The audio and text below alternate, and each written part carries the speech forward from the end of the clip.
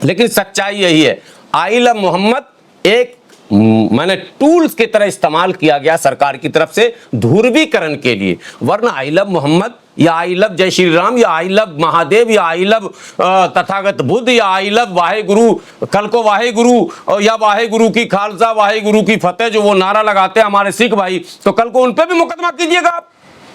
मतलब जब उस भारत के संविधान में धार्मिक स्वतंत्रता है तो फिर आप धर्म के मामले में पुलिस वाले टांग क्यों अड़ाते हैं? पर ये भी कहा जाता है कि धार्मिक मामला जो होता है वो अपने घर के अंदर तक सीमित। नो नो नो, भारत में सारे मामले सड़क पर। आप झूठ का नमाज सड़क पर नहीं पढ़ने देंगे, चलो मेरे साथ, अभी सारे पंडाल सड़क पर लगा रखे हैं दुर्गा पूजा में। अभी दुर्गा पूजा तो आप छोड़िए, अभी विश्वकर्मा पूजा था ना, यही लक्ष्मी नगर पीछे क्या कहते हैं, अरे नहीं ललिता पार्क में सड़कें बंद थी, तमाम सड़कों को बंद कर दिया।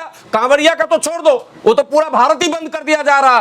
तमाम त्योहार हिंदुओं के, सिखों के, ईसाइयों के, मुसलमानों के सड़क पर होते हैं, लेकिन दलितों, आदिवासियों, पिछड़ों, तुम बताओ तुम्हारा क्या होगा? तुम्हारे जुलूसों पर भी हमले हो रहे हैं। बाबा साहब अंबेडकर की जयंती पर 100 बार जुलूस हमले हो चुके हैं, 100 बार हो चुके हैं। उत्तर प्रदेश में कई घटनाएं घटी, उसका क्या जवाब दोगे? तुमको भी माइंड वॉश किया जाता रामदास अठावले की तरह, तुमको भी कहा जाता है कि मोदी जी जो है अगर नहीं रहेंगे तो इस्लाम आ जाएगा। मोदी जी इतने दिनों से नहीं थे तो मतलब इस्लामी राष्ट्र नहीं हुआ। जब औरंगजेब था तब तो इस्लामी राष्ट्र नहीं हुआ, जब अकबर था तब तो इस्लामी राष्ट्र नहीं हुआ, जब तुगलक था, खिलजी था, बलबन था, तब तो इस्लामिक राष्ट्र नहीं हुआ। और अब जब नेहरू आ गए, नेहरू के बाद कितने ब्राह्मण आ गए, उसके बाद मोदी जी आए 100 ब्राह्मण के बाद, और अब हिंदू खतरे में आ गया। ये बिल्कुल कोरा बकवास है, इन शब्दों से बचने की जरूरत है। लेकिन सर जब मुकदमे दर्ज हो रहे हैं युवाओं पर, उनका क्या होगा? तो जीवन बर्बाद हो जाएगा। जीवन बर्बाद तो सारी सरकारें हमारी कर ही रही हैं। अभी तो आजम खान को नहीं देखे क्या हुआ, जीवन बर्बाद ना कर दिया आपने? कौन किसका जीवन बर्बाद नहीं हो रहा? यही तो मैं अपने मुस्लिम सरबराहों से कहता हूं कि आप समझाइए नौजवानों को, अभी वक्त है संयम के साथ पढ़ने लिखने, तिजारत पर ध्यान देने और थोड़ा दब कर रहने। जो सच्चाई है ना वो सामने आ जाएगा देर सवेर। ये तो कह रहे थे हम सभी हिंदू एक हैं, इनके कई बाबा जो है गाड़ियों पर हिंदू लिखवा रहे थे, स्टिकर लगवा रहे थे। एक बाबा इनके यात्रा कर रहे थे, जाति मिटाना है, हिंदू को एक करना, और उसी बीच में एक यादव कथावाचक को इन्होंने ही पीट दिया। और पीटा तो पीटा, जो किया मुंडन भी ठीक था, उसके बाद जो हुआ वो मैं कैमरे पर बोलना भी नहीं चाहता हूं। पंडिताइन के मुंह से पवित्र करवा दिया।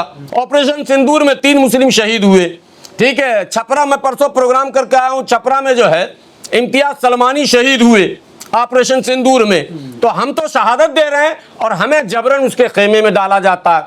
भारत पाकिस्तान युद्ध हुआ, टेंशन यहाँ, आतंकवादी हमला हुआ, ये एक गैंग आया, भगवा गमछा रखा और मुसलमानों के होटलों पर हमला शुरू करे। क्या मतलब था ये? क्यों ऐसा हुआ? आप आतंकवाद के खिलाफ लड़ेंगे या हमारे खिलाफ लड़ेंगे? मसला यहां फंस रहा।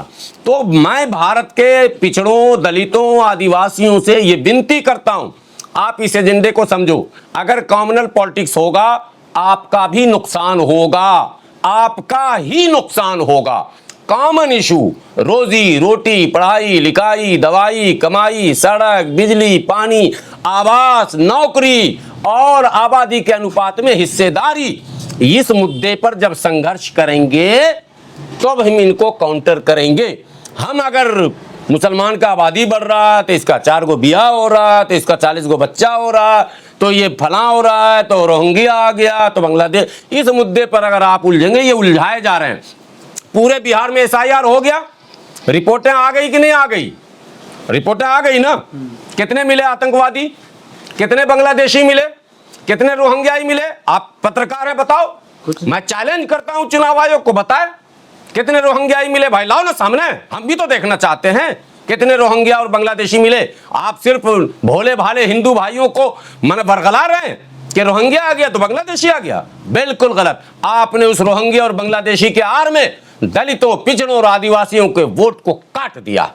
आपने एक एक मकान में 600 वोट बढ़वा दिया। आपने सवर्णों के वोट को जबरन बढ़ाया, ये भाजपा समर्थित वोटों को जबरन बढ़ाया। तो ये खेल समझना होगा आपको। आप अगर नहीं समझते हैं तो भाई हम समझा भी नहीं सकते हैं। मैंने एक टीवी चैनल पर कहा था कि हमारे यहाँ तो मरने के बाद मुर्दे को घर के अंदर रखा जाता है। शायद मैं गलत बोल रहा हूँ, हिंदुओं के यहाँ मुर्दे घर के अंदर नहीं रखे जाते हैं, मरने के बाद घर के बाहर। घर के बाहर। और रामलीला हो रही है हमको। नहीं, अब मुर्दे की बात कर रहा हूँ, घर के बाहर। शायद मैं गलत बोल रहा हूँ, लेकिन समाज में मेरे यही है। और दिल्ली में जो बिहार यूपी के लोग हैं जो मुर्दे को घर के बाहर रखते हैं, 15 फुट की गली होती है तो रास्ता तब भी बंद होता है। मरने पर रास्ता बंद, जन्म होता है तो वो जो जन्मदिन मनाते हैं वो भी गली में टेंट लगा के, यानी पैदा हुए तो रास्ता बंद, मरे तो रास्ता बंद, विवाह हुआ तो रास्ता बंद। सारे लोग विवाह हॉल में, मैरिज हॉल में नहीं जाते, सड़क पर गली में बंद करके टेंट लगाते हैं। हमारे यहाँ तो भंडारे में भी रोड पर जाम लगवाया जाता है। यार जो परंपरा स्थापित है, जो प्रचलित है, जबरदस्ती तुम नमाज नहीं पढ़ोगे, ठीक भैया हम तो नहीं पढ़ेंगे, हम तो सिलेंडर कर गए। मतलब अब हमको कह रहे यार हमने कहाँ किया। आज तक भारत के इतिहास में किसी मुसलमान ने किसी दलित को पकड़ के इस तरह से हरदी चूना करवाया क्या? झगड़े हो गए होंगे जमीन को लेकर, अलग मसला, झगड़े हो गए होंगे किसी मसले को लेकर, अलग मसला, लेकिन कभी भी इस मुद्दे पर कि तू अमुक जाति का है, दलित है, इसलिए तू गोबर का, तो तू मूत पी, तो तेरा मुंडन करा दूंगा, मुसलमानों ने ऐसा काम नहीं किया और ऐसा शायद कर भी नहीं सकता कभी। पूरे देश में 21 FIR हुई है इस मामले में और 1300 लोग मुकदमे में जो है नामित किए गए हैं, 1300 मुसलमान। ये तो मुस्लिम रहनुमा इस बात को गंभीरता से लें, नहीं तो माहौल और ज्यादा बिगड़ेगा। जो मंशा भारतीय जनता पार्टी और संघ की है, अगर हमने उसके मंशा की पूर्ति कर दी, मेरे कौम का नुकसान है और भाजपा का फायदा है। CA NRC में सड़क पर हम उतरे, हमको नहीं उतरना था, हमने तब भी लॉजिक दिया था कि उतरना था आदिवासी को, उतरना था दलित को। आसाम में NRC जब हुआ तो 19 लाख लोग NRC के रजिस्टर से बाहर हुए, 14 लाख नॉन मुस्लिम थे, वो आदिवासी और पिछड़े दलित थे, एक भी ब्राह्मण नहीं था। यहां तक के उत्तर प्रदेश से गया हुआ एक मौर्या भी CA NRC में NRC के रजिस्टर से बाहर हो गया था। तो मैंने कहा कि आबादी के अनुपात में असम एक ऐसा राज्य है जहां हम लगभग 38-40% हैं, तब वहां हम 4 लाख मात्र निकले और 14-14.5 लाख नॉन मुस्लिम निकल गए। तो जहां मेरी आबादी ही नहीं है वहां हम क्या खाक निकलेंगे बाहर। तो आदिवासी निशाने पर है तो आदिवासी लीडर को कहिए आगे आने, दलित निशाने पर है, दलित क्या कहते हैं, और उसके लिए मैंने तर्क दिया था। NRC में इन्होंने क्या रखा पता आपको? Revenue record. मैंने रामविलास पासवान जी से भी कहा था, उस जमाने में चले गए दुनिया से वो। रेवेन्यू रिकॉर्ड, बिहार में एक डोम जाती है, 90% उसके पास रेवेन्यू रिकॉर्ड नहीं है। मुसर के पास 90% रेवेन्यू रिकॉर्ड नहीं है। चमार के पास 50% रेवेन्यू रिकॉर्ड नहीं है, वो पट्टे पर बसे हुए हैं। बिहार की बात मैं कर रहा हूं। तो ऐसे में जिनके पास रेवेन्यू रिकॉर्ड नहीं है NRC में, तो वही बाहर हो जाएंगे। उनको आंदोलन करना था, आंदोलन मुसलमान करने लग गए। भाजपा को फायदा मिल गया। 2019 में अगर हम सड़क पर ना उतरते, आदिवासी उतरते और दलित उतरते, सरकार चली जाती। हम उतरे इसलिए सरकार बच गई। फिर 24 में अभी सरकार 240 पे आ गई है। अब इनको परेशानी फिर बढ़ रही है कि 303 से 240 पर कैसे आ गए। लेकिन सर इसके लिए ये मुद्दा बनाया जा रहा है। देश के लोगों, धार्मिक मुद्दे में न पड़िए, सब आप नमाज पढ़िए, रोजा रखिए, पूजा कीजिए, वाहे गुरु की जाप कीजिए, आप जो करना है कीजिए। यार धार्मिक स्वतंत्रता अपना, आपकी आस्था आप कीजिए, लेकिन धर्म के नाम पर लड़िए नहीं। धर्म लड़ना नहीं सिखाता, धर्म जोड़ना सिखाता है, प्यार प्रेम का संदेश देता है, मसावात का पैगाम देता है, अमन का पैगाम देता है। आप धर्म के नाम पर लड़ रहे हैं साहब, और लड़ा रहा कोई भी लड़ रहे हैं।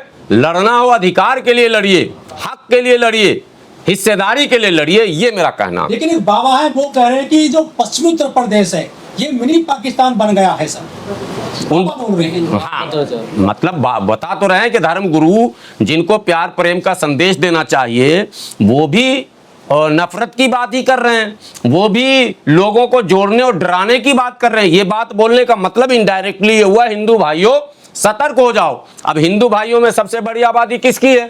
पिछड़े और दलितों की है। वो उन्हीं को कहते तुम सतर्क हो जाओ, मियाँ से दूर हो जाओ, ये तो मिनी पाकिस्तान बन रहा, और मारो और काटो और दंगा करो, कम करो, अरेस्ट करो, कुछ भी करो, मगर इनको काबू में करो, ये इनका पैगाम है।